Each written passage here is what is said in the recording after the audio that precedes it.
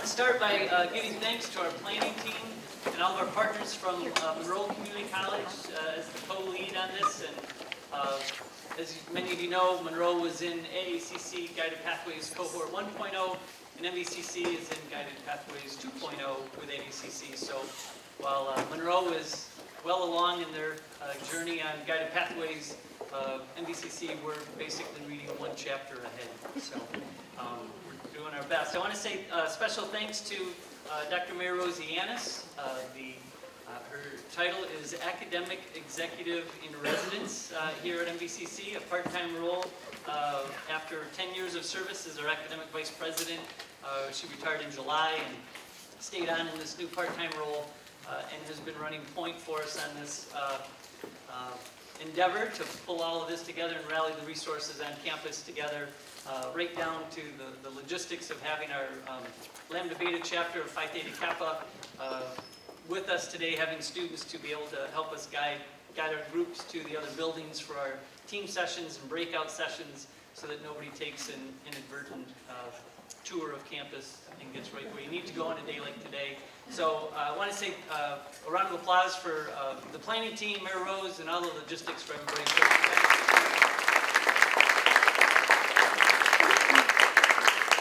MVCC is proud to co-lead with Monroe on this effort. As I said, we're part of 2.0 with AACC, and just literally 2 weeks ago, we had a team from MVCC participate in our second annual institute with AACC in Arizona, where everybody talked about the dry heat, so we just got a wet cold today. And I have to say that was an incredibly powerful experience for me personally, and I think for our whole team.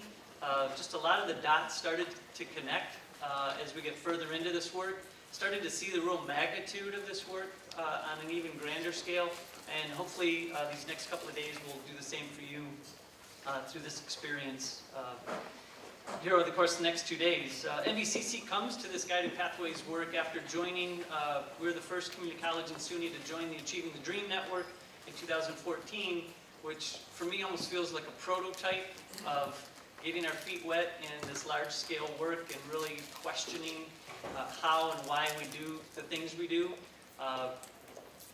And Guided Pathways just takes it to a whole nother level. But the experience with ATD got us exposed to the power of storytelling and the impact of having our students tell their story in student panels at all college convenings, whether it be fall opening convocation and our now annual data summit, right down to some of you came through this hall and saw our story hall, and having students tell their story in 6-word sentences of their experience here at the college.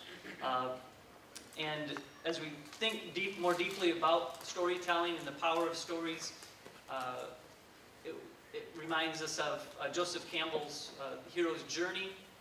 Many of you are probably familiar with that, but Joseph Campbell talking about every great story has the same common elements across cultures, across time, and it has the same primary components of the hero is in search of a treasure, who leaves their known, answers a call to adventure, leaves their known world. And again, think of this in terms of our students. They leave their known world, they answer the call to adventure, they enter a mystical world where they, an unknown world where they find mentors and guides to give them magical powers and tools to overcome challenges and barriers, to only discover that the magical powers and tools were within them all along. And they return to their known world with a better understanding of the magical powers they have. So for us, I want to show a brief video that I think gives a little sense of our students' journey.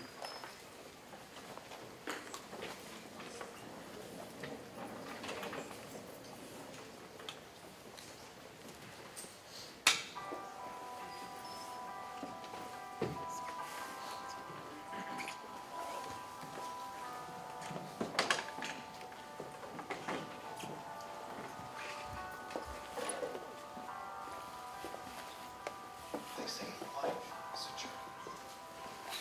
Our alma crews and their journeys since 1946.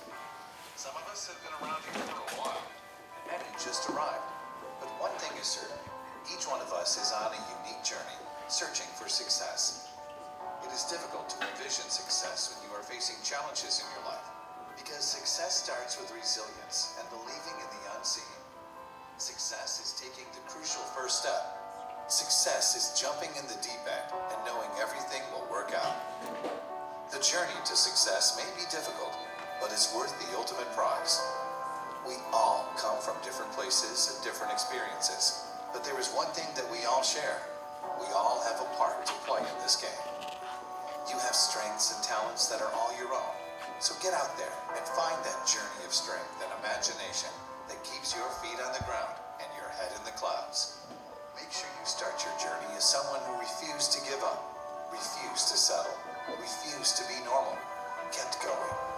You have a purpose in this world, and you will only find it if you keep going and keep growing. Your journey may ultimately take you to a 4-year university or into the workplace. But how you define success and start your journey is really up to you. Whatever you choose, whether it's simply making a difference or earning a skill set or a degree, we will provide the paths and support to help you achieve your dreams. No matter what path you take, your journey begins at Mohawk Valley Community College. What do you want your journey to be?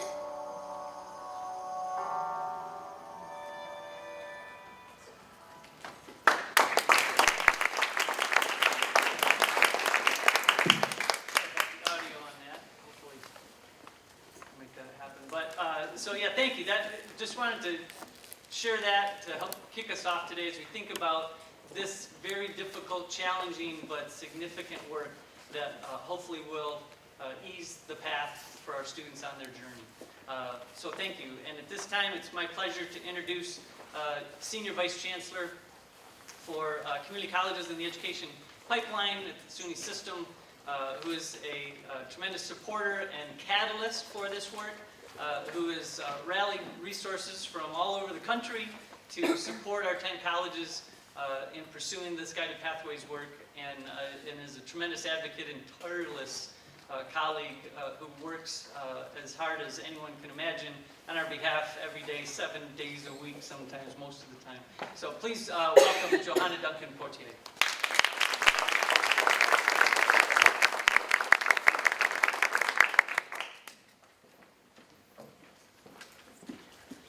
Good morning, everyone.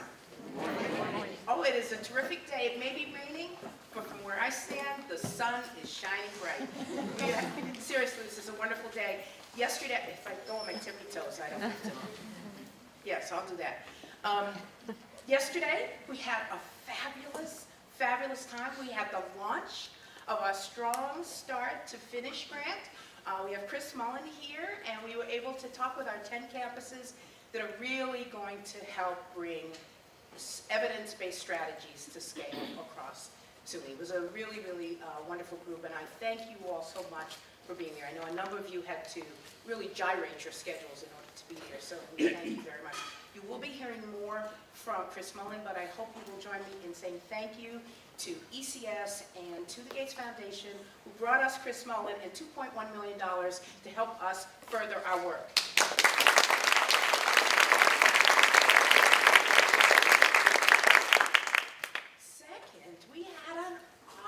Afternoon with the launch of our 3rd Institute for Guided Pathways. Our first was at Monroe Community College, where we did the overview of guided pathways. The second was at Rockland, where we talked about mapping. And today, our 3rd here at Mohawk Valley Community College. And oh, by the way, nice video.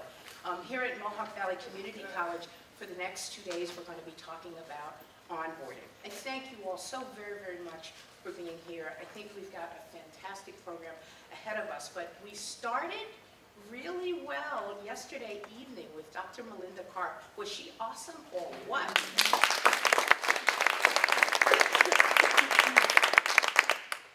She'll be here with us she's actually going to be speaking this morning and is with us throughout the program.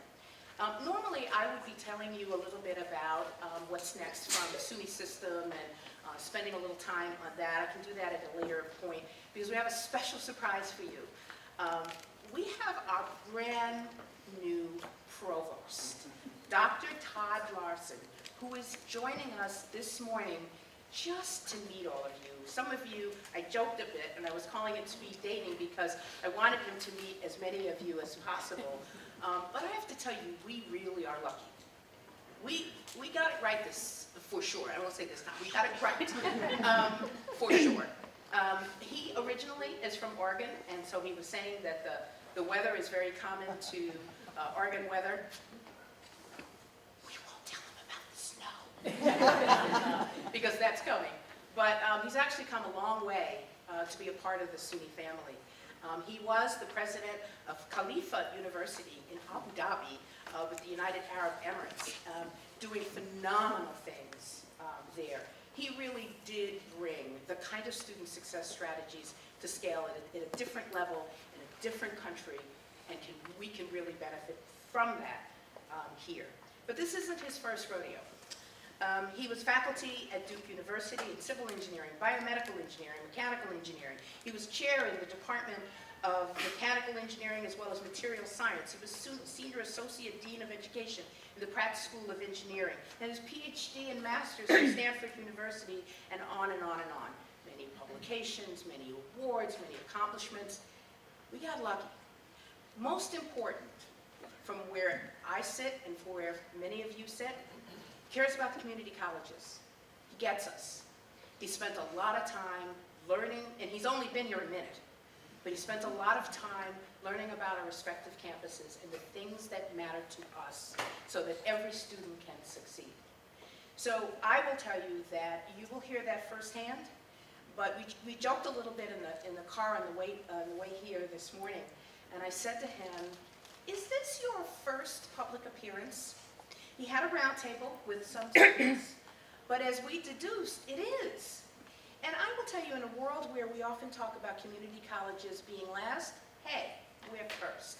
So with that, I introduce to you our brand new provost for the State University of New York, Todd Larson. Please welcome him this morning.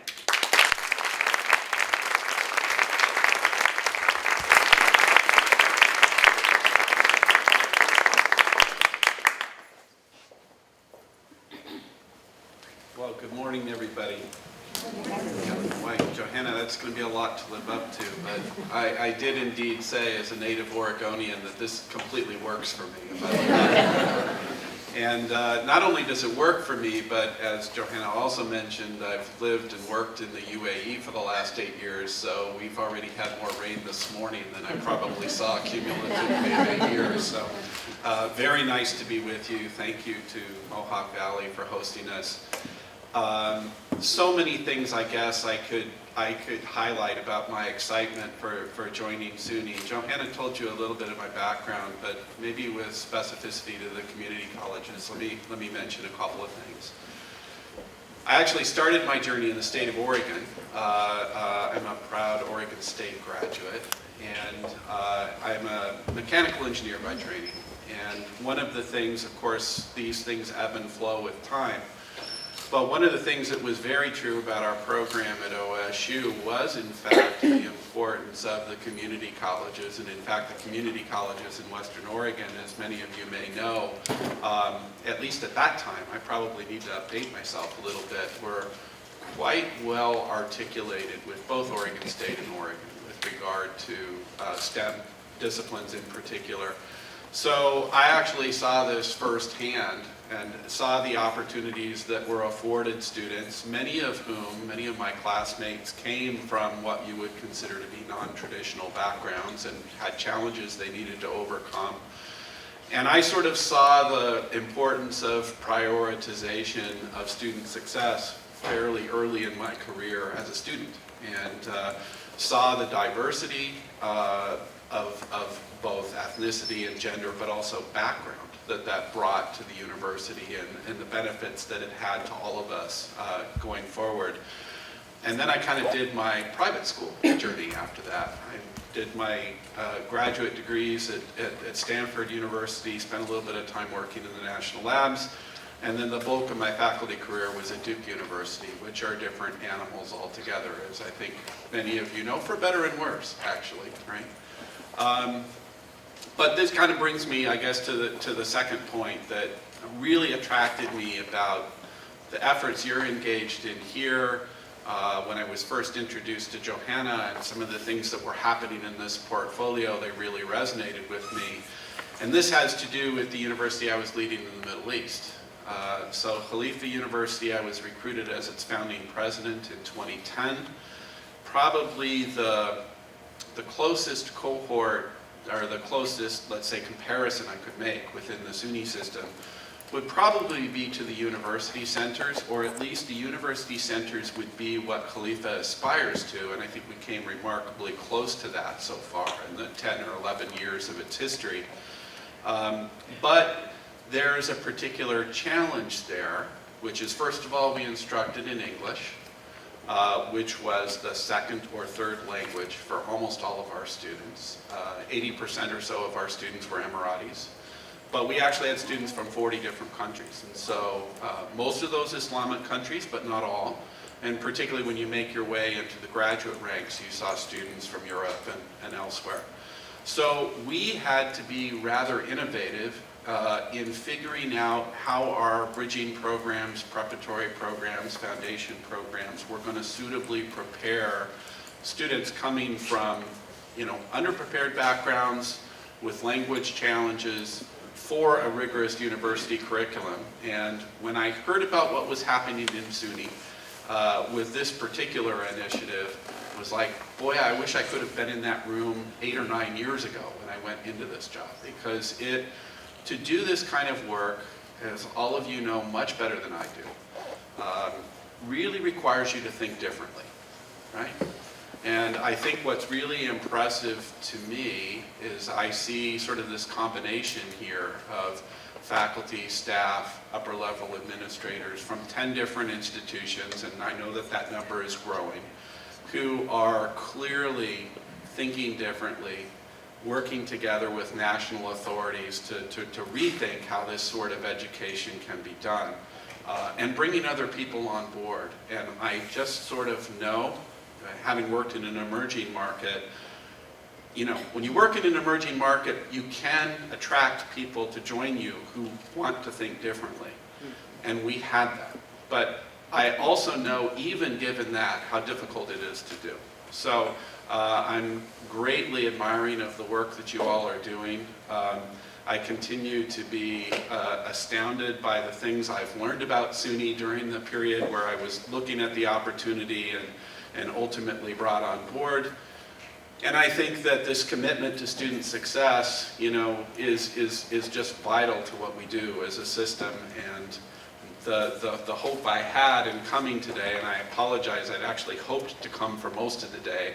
I do have to get back to Albany, but very much wanting to learn more about how you guys are going about doing this and what the challenges are that you're seeing on campus and how these approaches are helping you address them. So thank you very much. I won't delay you any further with your day. I know you have a lot of work to do, but it's really a deep honor and pleasure for me to be here, albeit for a fairly short time. Thank you very much, and I wish you a productive couple of days.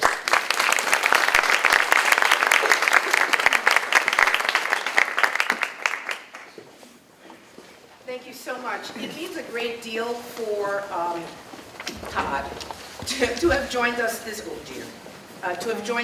morning. And I will just tell you, it's symbolic of his endorsement of this work. One of the very first things he wanted to learn more about are our student success initiatives. So really, thank you so much. When we do this work, it means the world to know that as SUNY's leadership transitions, that we not only have someone that supports our work, but is behind us 100%. So thank you so much, Provost Larson. Our next speaker, and I was told to be really quick, so I'm feeling like I should read it because when I talk extemporaneously, I say too much. So Dr. Mullen also is one of our really dear friends and supporters. A number of you know him. He is responsible for the grant that we have. And when I say responsible, I would just tell you that when the process was competitive, it was really competitive. They put us through the ringer.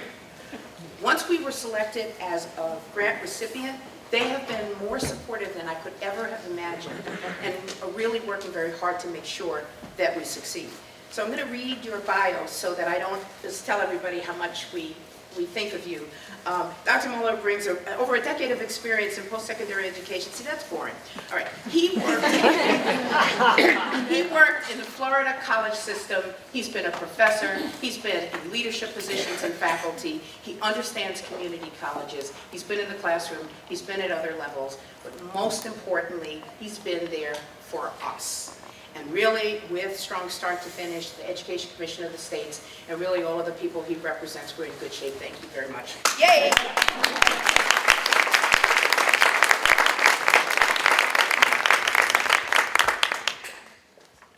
I'm going to bring you with me, Johanna, wherever I go. So it makes my life easy. Good morning. It's great to be with you. I'll just take a couple minutes and say thank you for all the work you've done to date.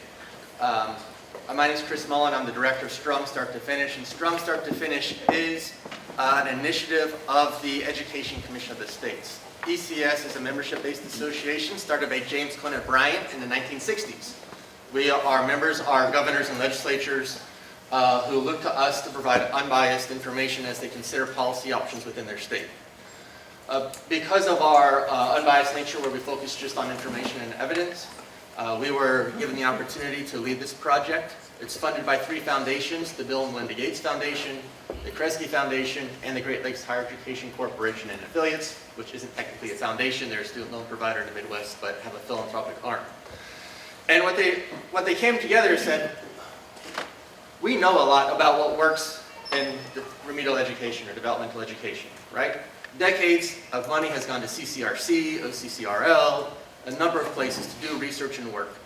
And in 2012, all that research was put together in something called the Core Principles for Transforming Remedial Education. It's a document signed by 5 or 6 different groups. And that document was re-upped or edited and revised in 2015. And the funders came together and said, okay, we know what works. How are we going to get this to happen at scale? How do we move beyond pilots that help a couple of students? How do we talk about this scaling and transformational change? You heard Dr. Karp talk a little bit about that yesterday afternoon as well, right? Like, we know enough now. And there's plenty of evidence, and those of you with me yesterday, they saw some of the evidence, but there's more than enough evidence to undergo these changes. And so what we decided to do, or what they decided to do, was to fund leading systems, right? And when I say leading systems, I mean systems who have made the conscious decision to lead and be the courageous leaders that are needed for our students and our communities. And so Strong Start to Finish started a selection process. We sent out a letter of interest to systems, and we had 47 different respondents. Right? 47 system leaders sat down, wrote letters of interest and proposals, sent them to us.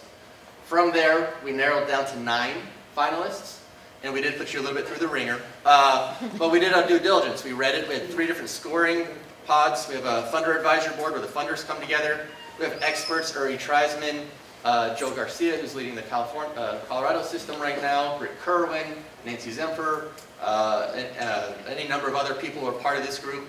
And we also had an internal ECS team review all these proposals. And then we interviewed everybody for an hour and asked them questions when we didn't understand something, right?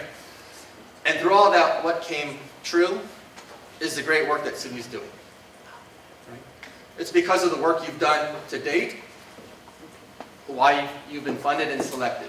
I get phone calls every month, or every week, or every 2 weeks from a different state saying, I want to be part of this. Right? And aside from the money, I say, you're not there. I see proposals that come and say, we in the system office are going to sit here and come up with this great idea and tell all the colleges what to do. Right? We know that that doesn't work. We know that conversations like the ones you're going to have today and tomorrow, the conversations you've already had in these pathway institutes, are really what creates that transformational change, because you're the ones on the front line creating the change. Right? We saw it in the proposal, we heard it in the conversations, and we're here to support it with the $2.1 million that we gave to the SUNY system. And so it's wonderful, and we're really interested in to learn what you're doing, and we want to learn from you and with you. These are some of the reasons why SUNY was selected over other applicants. As you saw in the previous slide, the University System of Georgia, the Ohio Department of Higher Education, and the City University of New York were also selected. So we have 4 systems in the country that are really doing the work, right? That are working together, that have a plan, that are thoughtful use of partner organizations, they're committed to scaling guided pathways, the expanding math and English reforms. But what's most important, and the reason why I left my job at the system office in the Florida college system, right? I oversaw the 28 community colleges in Florida, from Miami-Dade to Valencia to Indian River, Broward, ones you hear about in the newspapers. And I had a chance to work with them on a regular basis. What drew me to this work and made me leave that job was the way it was set up. I want to spend my last couple minutes talking about it. This isn't a new initiative, right? I'm not coming to SUNY and selling you on something that you need to do. What I'm saying is, you're doing great work, and I want to support you even further.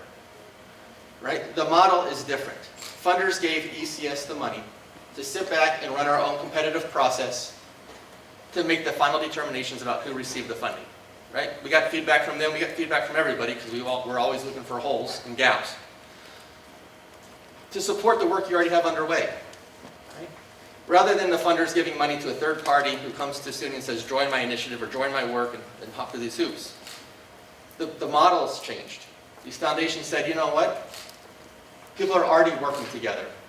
Let's support them to do that, right? So with great power, because the power shifted to the system office, they got to pick who they worked with. They got to pick how to partner. You got to tell us how to spend your budget. Right, Johanna? You're in complete and total control of the money. We just want to be.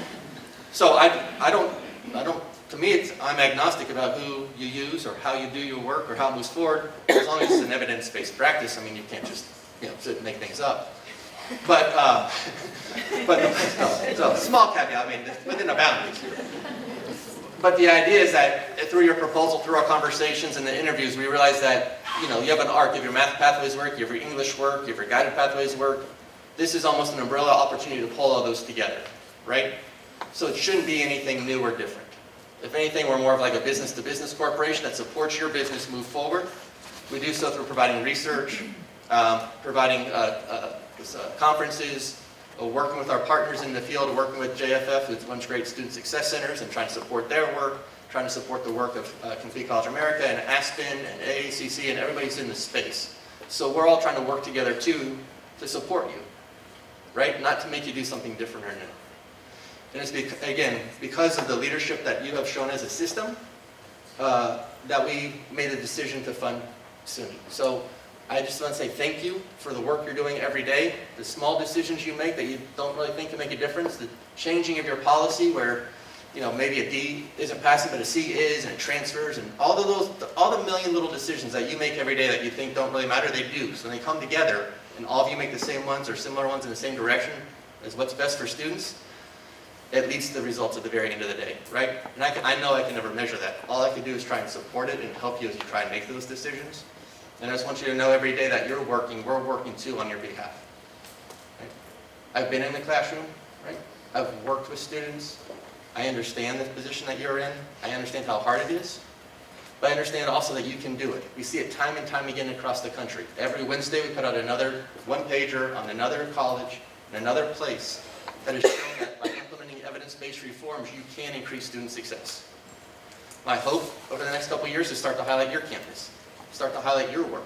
Let the nation, let the country, let the world know about the work that you're doing on a daily basis. So I'm going to be spending time kind of learning from you, extracting what we can, and also sharing that with the rest of the country. Just tomorrow, our points of interest will be about the SUNY multiple measures study that came out. So we're in the process of crafting that right now to put it out to the world. That great work you did with Capper is expand the reach and knowledge of that particular work. So we're going to continue to elevate and highlight your work as we support you trying to meet your goals and objectives. And so with that, I just want to say thank you very much. Thank you for having me here with you today, and have a wonderful convening.